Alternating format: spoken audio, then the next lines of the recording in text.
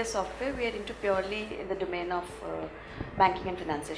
solutions, and we are into product as well as a partial services. So when I say services or solutioning, it is in the product which is in banking and financial solution only. So when I say technology impacting the organization, yes, it is going to impact a big time, because the way with the pace the technology is changing, and the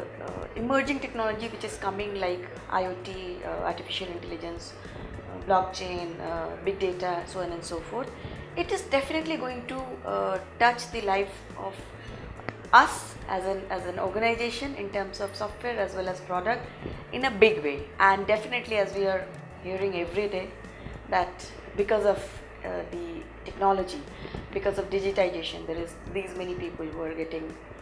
of no use, a kind of thing. So yes, we are going to, the challenge is there with us also, and it is going to hit us a big way, definitely.